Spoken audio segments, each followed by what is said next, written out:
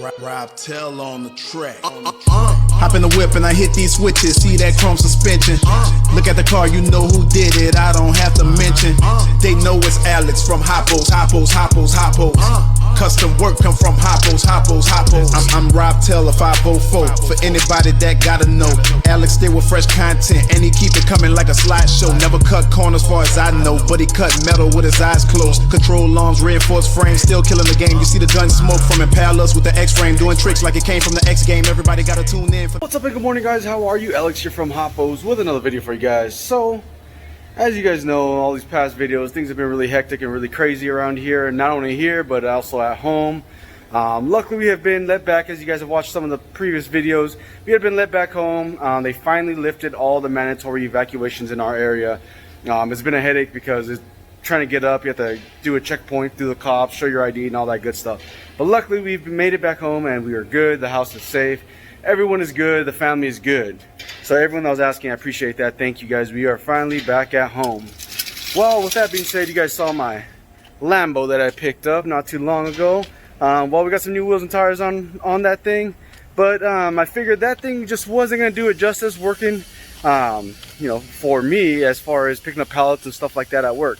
So I had to kind of snag up something just to pick up pallets in a work truck, since I didn't have my truck no more. So I had to pick up just a, you know, nice little beater just to get around. So picked something up yesterday, so here it is. Picked up a 01 Silverado. You guys can see 8 lug on 35s, nothing crazy, just a 01. So this will do me enough just to get around work and put pallets in the back and stuff like that. So that's gonna be the new work truck for now. Got the Honda still at home, still got the other Silverado up there, still got all the other projects. You guys will be seeing a lot more work videos with that thing, being that that's gonna be my work truck, the one I could beat up, toss stuff in, don't have to worry about dents too much. There are gonna be a few upgrades they're gonna have to do. Headlights stuck on it, tail lights stuck on it. Luckily ball joints and water pump had just been replaced on it, so we're all good on that part. Mechanically, I drove about 150 miles on it so far, so it's been good so far. We'll see how it is. It did have brand new tires on it, which were just purchased a few weeks ago, so that was good. That saved me, you know, 1,500–1,600 bucks right there. So but now that we're at work, we got Vic grinding away over here like crazy, like a madman, because Mondays are always crazy here. And while we have 1, 2, 3. He's on his third wishbone this morning. It's only, you know, about 7. Let me see what time it is. It's 7:06 right now. So he's on his third wishbone this morning. I got a set of drop downs already done. I got a few more lined up over here. And let's just show him real quick. Oh, mijo, working hard, eh? There you go. Getting some wishbones done up. Got some wishbones pre-done right here. He's getting them ready for me to come in and do the final welding. So he's got a whole bunch lined up on the table over there. So he's staying busy with that. And over here we have a whole bunch of other stuff as well. We got a fresh sheet up here. I got to cut a whole bunch of frame kits. Getting a whole bunch of the wishbone stuff ready. I got drop downs here, got wishbone stuff there. So we're just staying busy. Plus we got a ton of orders. Got a ton of orders that we got to get finished and processed. We got Charlie up here getting a whole bunch of the kits pre-packed and getting a whole bunch of the switch cord cut up and just getting inventory back in stock because orders are looking a little crazy. And that's just for Friday's orders. We still have to put out Saturdays, Sundays, and early Mondays orders. So that's a lot of orders we got to get caught up with. Now, time to get to work. So guys, yesterday got a little out of hand. We got so busy here, I actually completely forgot to record. So we were going to jump into the very next day. And luckily for today, Vic is on his A game, right Vic? Yep. Yep, there we go. He's actually working a set of, what are these, Impala arms? So you got a set of Impala arms going on here. What's kind of stretch? 3/4. 3/4 stretch. So as you guys can see here, he has everything already all pre-beveled. Getting everything pre-done up here.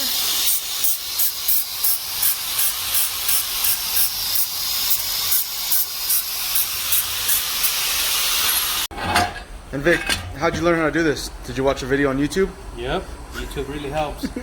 So you're officially YouTube certified, right? Yep. Watch your eyes, guys. Cover your eyes, guys. Put your mask on. Attacking in 3, 2. There you go. Then we're also gonna get everything programmed up here. We got a custom base stand that we're building to the customer specifications. He's requesting these to mount up to his previous bolt holes on his stand on his car. That way he doesn't have to modify any of the racking. So this is the spacing. There's a 1/4 inch gap from the back, 5 inch from center to center at a 1/2 inch bolt hole. And oh, I almost fell off my chair right here. So we're doing all this right now, getting it programmed up. I still got to add in the bulkhead holes. I also got to add in the pump holes to mount the pumps. He wants to roughly around 2 to 3 inch gap between the pumps in the center. And then we got to build the front lip and then the legs to actually weld onto here. Then we got to put all this together, clean it up. Then we got to bend it, weld it, mold it. So this is definitely going to be a process. And then I still got to change out the sheet. I might be able to get some stuff out of here. Get some of the legs, the holders, and maybe the front lip. But I don't think the whole stand is going to fit on here. So that's what we're going to be doing right now. It's still very, very early in the morning. And hopefully get this done before 10, 11 in the morning today.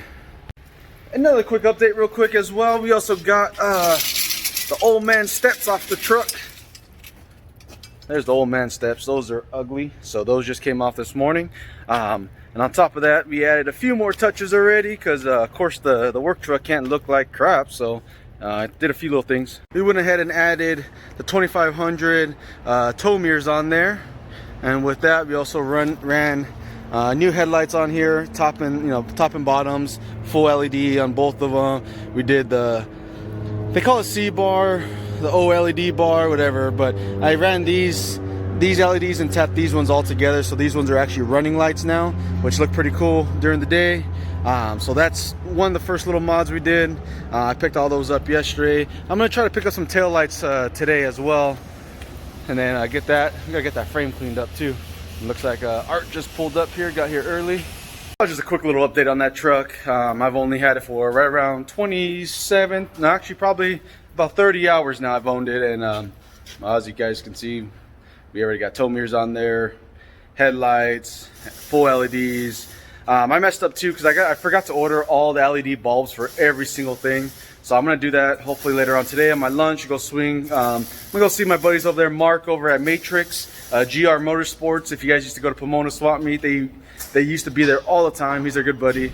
So we're gonna go pick up a whole bunch of stuff from him as well. That way we could update that whole front end.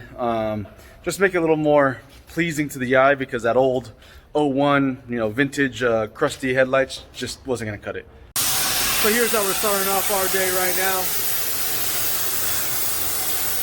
All the frame kits coming out. Got a lot of pieces.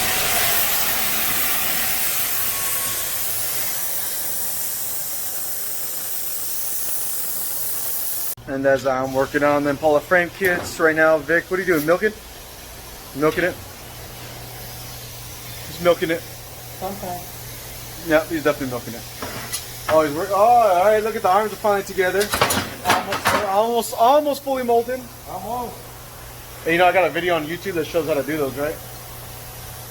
Because he's the one who does them.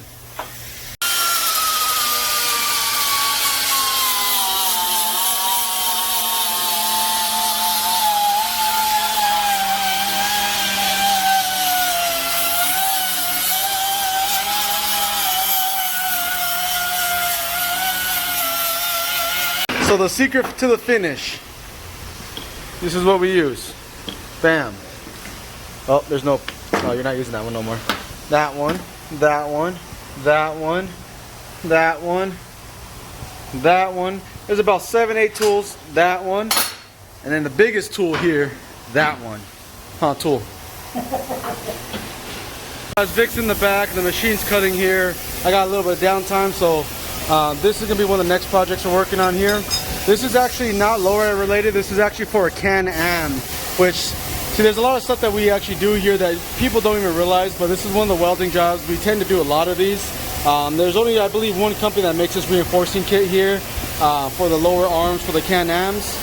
So what we're doing here is we're going to grind away all this powder coat, get this all welded on here, and this is a reinforcement bar that comes in right here and there. There's a lot of adjustment that has to be made on this, because if you guys look at the point here, and the gapping here, it's actually wrong. The company that makes this, I mean, obviously they try their best, but if I put this guy flush back here like it's supposed to, it puts this way over here, which the main impact point is actually going to be like right here. That way it keeps it from buckling. So we're going to fix that angle, get this all grinded up, get this all grinded up here so we can get it all welded on. So I got to take off this powder coat real quick. We got the first one all tigged up.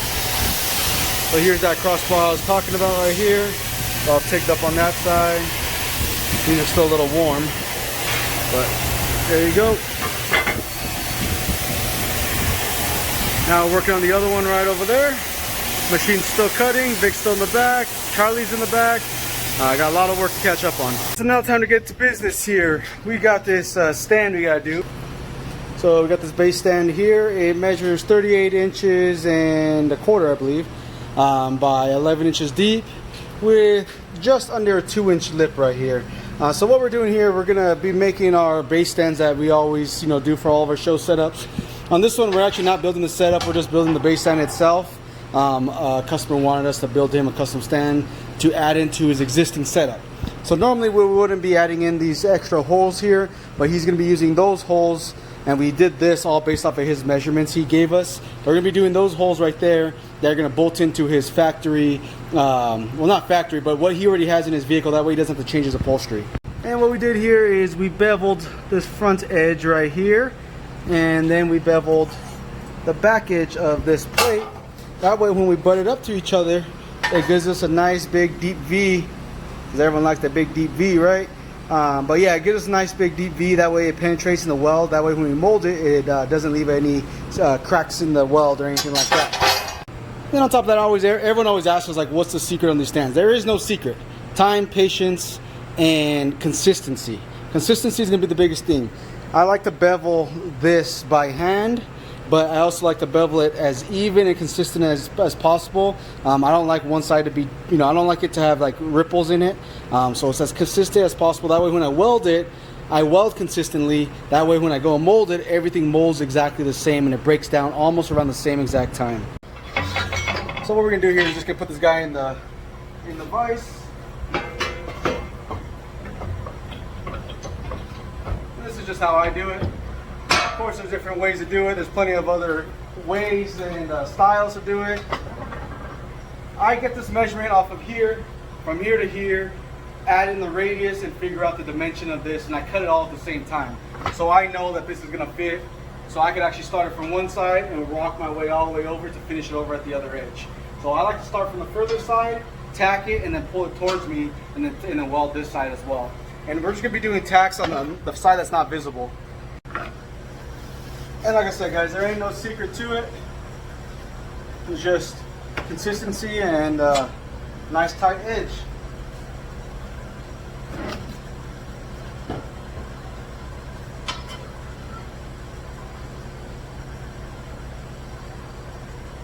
And at this point, I always put my gloves on and I always take them back off. But at this point, I actually don't like using gloves.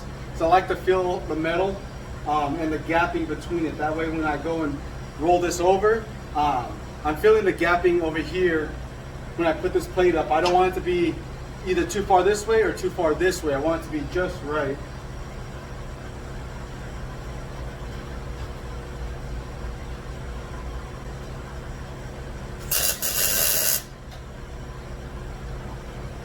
I'm just doing one tack on the corner here, and I'll do one tack on the inside.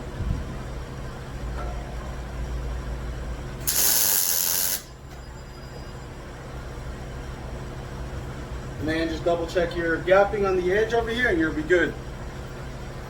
Now all I'm going to do is I'm just going to roll this piece over. I don't use any fancy tools or nothing like that. I literally just roll it over and start tapping and working my way down.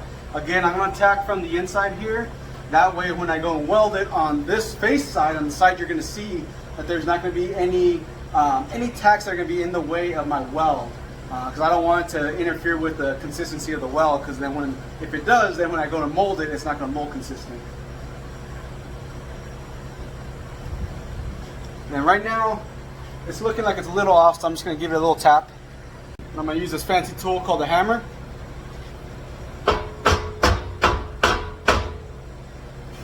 Tap it down.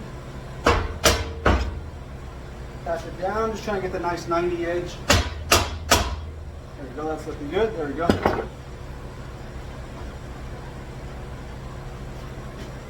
Then at this point, I'm going to do the same thing. I just use my arm here as leverage. I'm going to check the gapping up on top.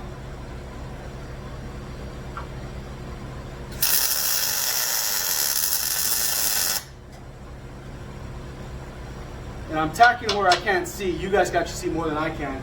But the way I can tell that I got the material is by the heat transfer on the opposite side.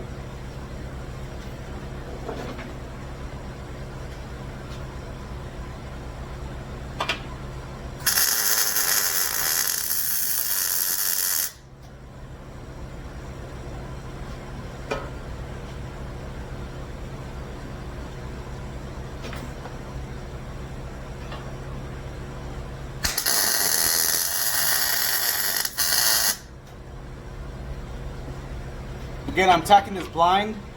I'm tacking it from the opposite side, but again, I can tell where I'm tacking at because the heat transfer on the other side of the material. And having clean material is going to be key on this too. A lot of guys will buy that cheap material that has scale on it. The hot roll stuff is just junk when you're trying to do stuff like this with a clean finish. It's always, you're going to have to use cold roll. It just finishes better. The same thing here, just going to keep rolling this over. Just using my body weight as leverage.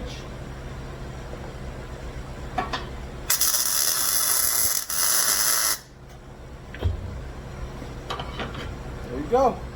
This last side is going to be a little bit harder. This I just got to use more weight, and then I'm just give it a little tap with the hammer. And this last little corner just needs a little convincing.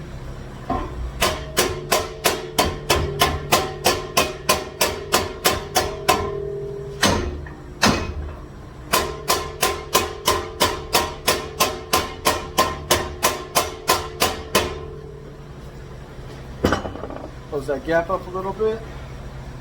I'm going to use a glove here because it's going to get hot when I tack it.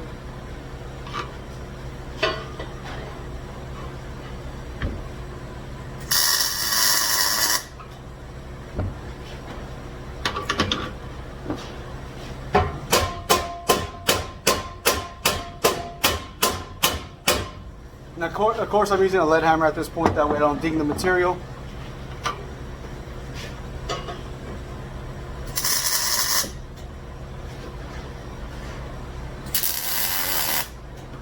And then I'm doing the last tack at the very corner here, that way we can go mold it, we can mold the corner as well, and there's not a seam there. So that's pretty much rolled over there. Let's get this out of the vise real quick. I'm showing this because everyone's pretty much copied the base stands anyway, so at least we'll show you guys the right way to do it.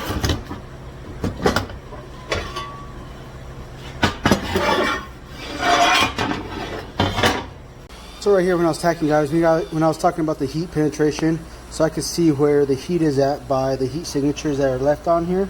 So I could tell I got here, and I know in the middle it's already grabbed. So that's how I know when I'm tacking it, it's good.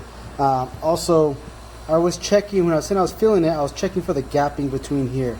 I don't want this piece to be either too high or too low. You want it to be flush.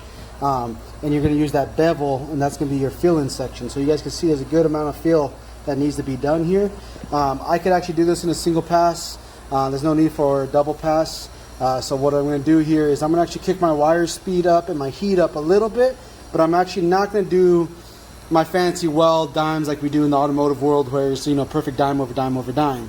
On this, I'm actually going to do more of like a structural welding, and I'm actually just going to do a pull, and I'm going to actually pull from one side. I'm going to work my way all the way through, and I do that way I can control the depth of the weld and how far it actually goes down. You want that, and that's important on this, because when you go and grind, you're going to be taking away a lot of this top surface weld.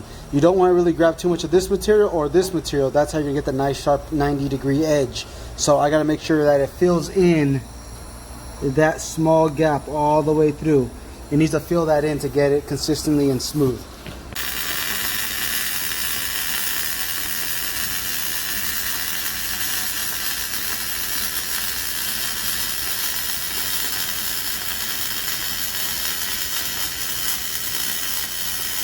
Alright guys, so now don't judge these welds off of the standard appearance.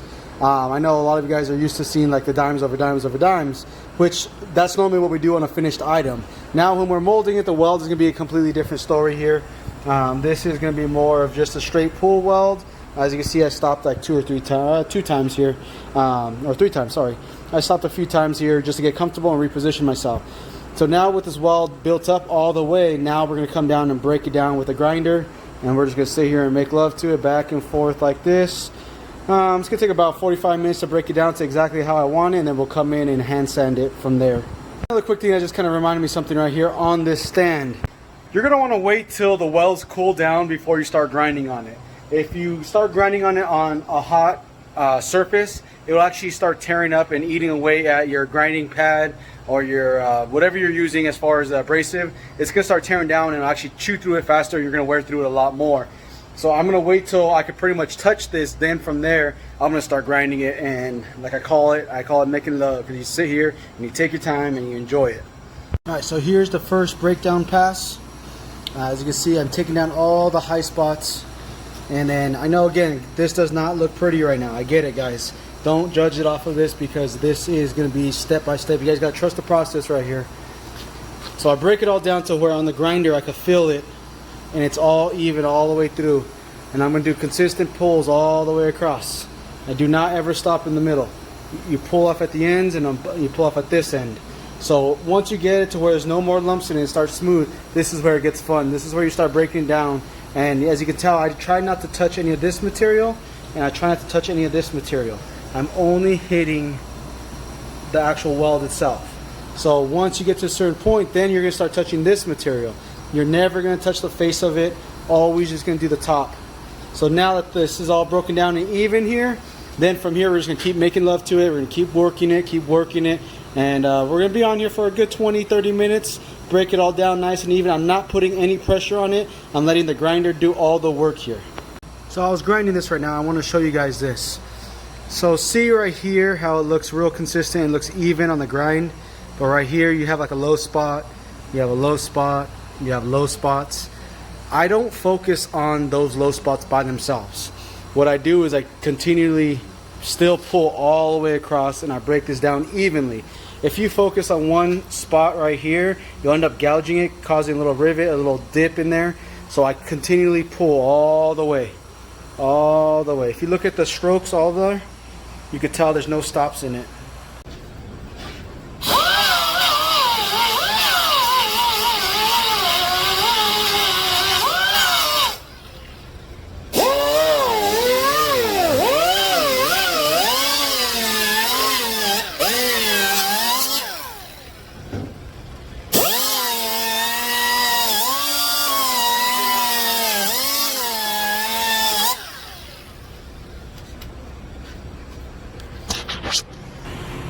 Here we go, guys. We're almost there. You can see that 90-degree edge is right about there. There you go. Focused. Almost there. Almost all the way across. Got a few little spots I gotta work still. We'll kind of clean that up. There's a spot right here, a spot right here, and a spot right here. Those will all come down when I work the front of this right here. But as far as the top is pretty much all sharp, 90 degree. If I come in here and hit it with a finer sandpaper. But it's looking good. Almost there. And on the other side of things, you guys can see things are just a little crazy here. Yeah, there's just boxes and boxes galore. So, and a whole bunch of material showed up. There's some more on the other side over here behind that wall. You guys are getting cracking on the shipping. So, alright, here you guys go. Look at that edge there, all the way across, all the way to this side. So now it looks like it's done. It's almost done. It's not quite there. Now this is the fun part. Gotta fine tune this finish. You spray a little WD-40 on here.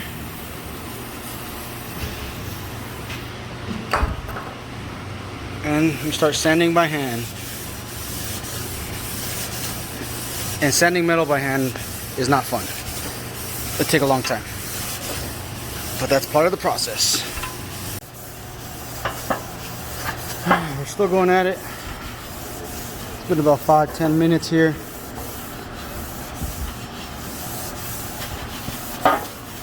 And well, after we hit it with that, come in,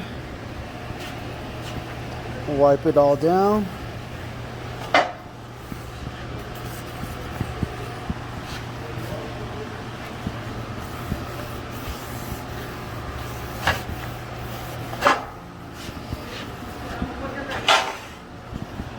There you go. Nice and finished. And as far as this stand, this is pretty much all finished up now. Normally this stand would be sitting flat with legs underneath it, but being that this customer is using this to bolt into his existing rack that he has, it's not going to have any legs on it. So this is pretty much as far as it's going to go. The last thing I got to do is I got to just make sure that these are going to fit. I know he's going to be running number 8 bulkheads to the front. So I got to make sure I got to drill this one out. These two should be fine. Maybe just clean up the circles real quick. But we'll be good after that. After that, it's ready for delivery and on to the next project.